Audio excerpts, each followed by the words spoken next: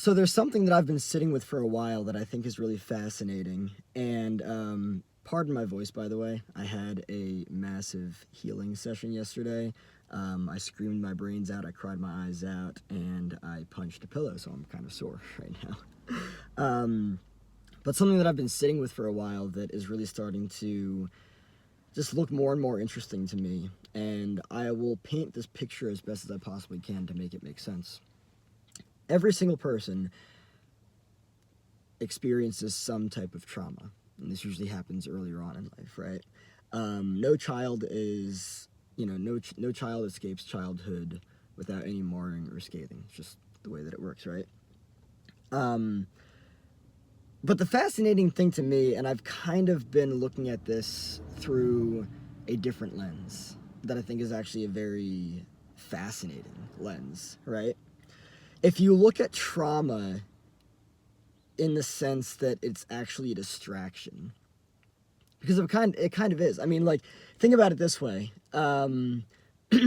Somebody that is trained to be an emotional container from a very early age, right?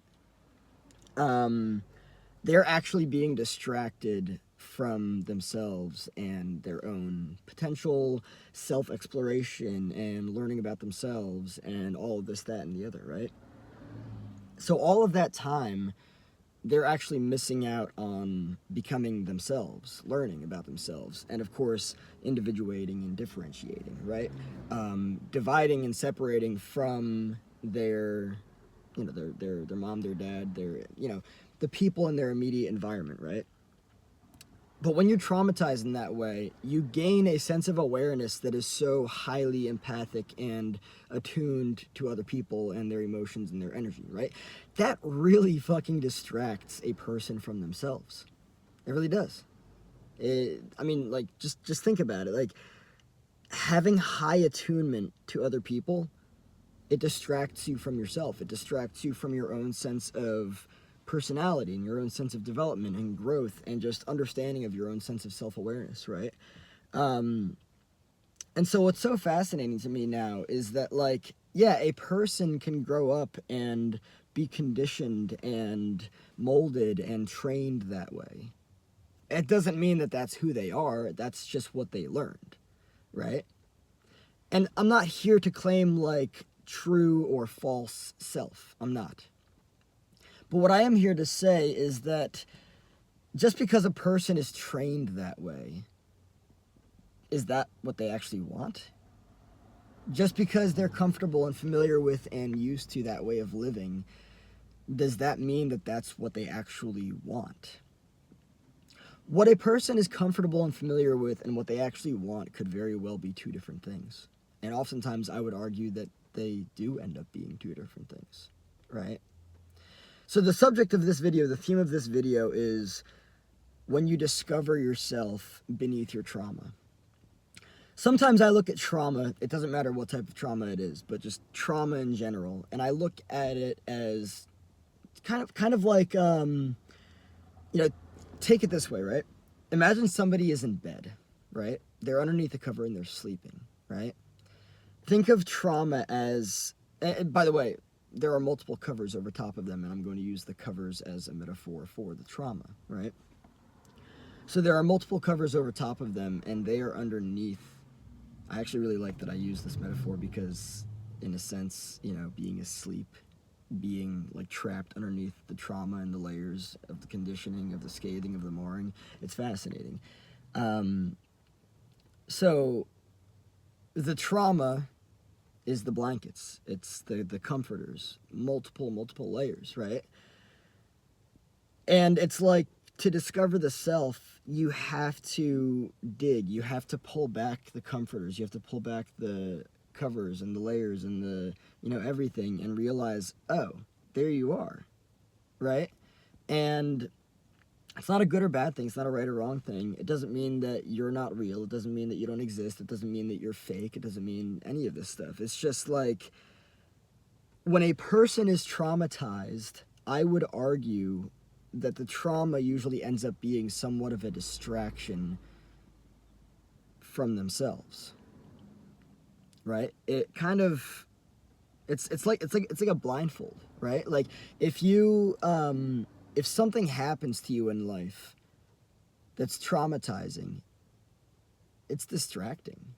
It really is, right? If you're walking down the road, right, and somebody just puts something in front of you, like right here, you're gonna have a hard time walking, right? And so like with that, it's like, okay, well, then I suppose that the trauma in and of itself is kind of a distraction, and there is more to discover about the self underneath the trauma, right?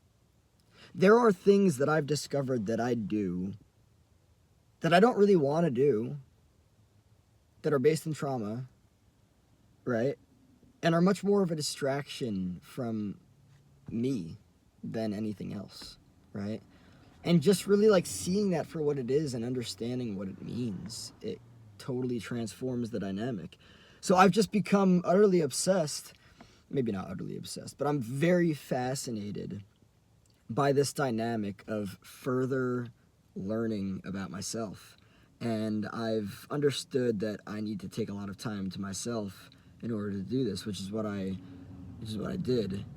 I went and saw Monkey Man, starring Dev Patel, and directed also by Jordan Peele. And yesterday, I fucking lost it. I screamed my brains out, I cried my eyes out, and I punched the shit out of my pillow. And I think that that's what this is all about, actually, losing it. I think sometimes, especially when we're healing, we need to lose it. We need to lose ourselves. We need to lose everything that we thought we were. And it can be scary to do that. It really can. It can be totally scary because when you lose yourself, I mean, that's when you lose yourself, it's like, well, then who the fuck am I, right? All I've known is this, that, and the other. If I'm not this, that, and the other, then what the fuck am I, right? And I've really been looking at myself, and I've been thinking that there are things that I do that I really don't want to do. I have no fucking interest in doing them. And things that I want to do that I hardly ever do, right? And again, just pulling off the comforter. And I love this metaphor, too, because it's like somebody is asleep underneath the trauma, right? If your whole life is a fucking trauma response, if your whole life is just fucking defense mechanisms based on, you know, your trauma, based in repetition compulsion, and you're not actually doing what the fuck you want to do, then who the fuck really are you, right? And I'm not here to, like, you know, shame or guilt anyone. It's not about it. This is actually more so about, like, just, like, looking at a space of discovery and awareness, right? If you've learned that you don't actually want to do what you've been doing, but then you also find yourself in fucking oblivion because you're like, who am I? You know? Like, it's wild. It's also funny that I'm making this video on the day of the eclipse, April 8th, you know? There is clearly and seriously some wild energy in the air. But when you discover yourself beneath your trauma, I believe that there is a self beneath the trauma, and I believe that the trauma created a self to get by. And I believe that really working through the layers of that self that utilizes defense mechanisms and, you know, plays the game of repetition compulsion, that stuff can be worked through. Of course it can. It absolutely can. But what's beneath? What is beneath? That's the interesting stuff. That is the fabric. That's the fucking fabric. That's when you find out that you are Neo. You are the one. Which, if you scramble Neo around, you get the one. You get one, right? You are the one. Waking up from the Matrix, waking up from yourself, waking up from your shit, waking up from your trauma, asking yourself, who the fuck am I? What have I been doing this whole time? Oh my God. Who are you? Who are you? Who are you? Who am I? What the fuck?